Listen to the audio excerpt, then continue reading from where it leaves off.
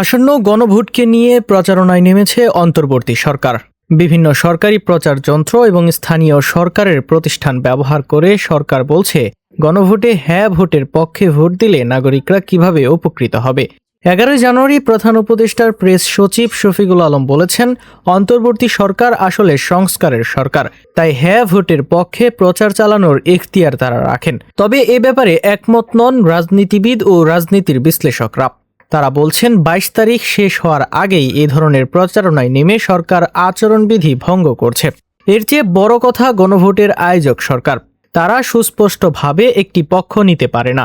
এ ব্যাপারে বাংলাদেশের কমিউনিস্ট পার্টির সভাপতি সাজ্জাদ জহির চন্দন বাঙালিয়ানাকে জানিয়েছেন, তার দল এ ব্যাপারে নির্বাচন কমিশনের কাছে অভিযোগও করেছে। তিনি মনে করেন, এই মুহূর্তে এ ধরনের প্রচারণা কোনোভাবেই বৈধ হতে পারে না। তিনি বলেন, প্রথমত সরকার এটা করতে পারে না। নির্বাচন কমিশন তারা কিছু আচরণ করেছে, সেই আচরণবিধি সরকারকে মানা উচিত। নির্বাচন কমিশন সব প্রার্থীর জন্য আগামী 22 জানুয়ারি থেকে প্রচারণার সুযোগ দিয়েছে। এর আগে এই ধরনের প্রচারণা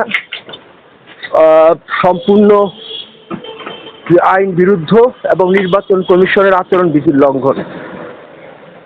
আমরা এটার ব্যাপারে নির্বাচন কমিশনকে জানিয়েছি যে সরকার এবং সরকারের উপদেষ্টারা প্রকাশ্যে তারা এখনই ভোটের পক্ষে তারা প্রচারণা শুরু করেছে, যেটা আমাদের নির্বাচনী বিধির লঙ্ঘন।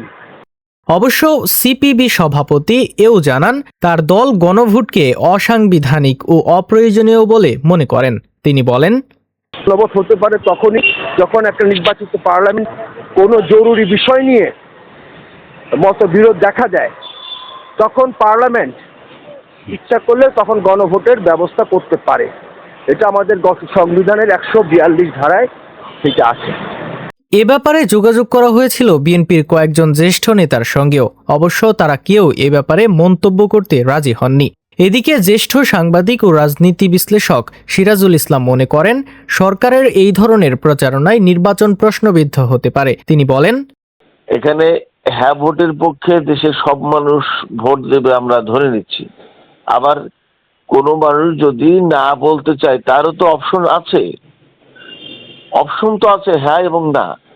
এখন হ্যাঁ এর পক্ষে ন্যায় নিষ্ঠতা আর নার পক্ষে অন্যায় যদি ব্যাপারটা হয়, তাহলে অন্যায়কে আমরা ভোট দেওয়ার সুযোগ দিলাম কেন? এই অন্যায় অপশনটা রাখলাম কেন? সেটা তো একটা প্রশ্ন।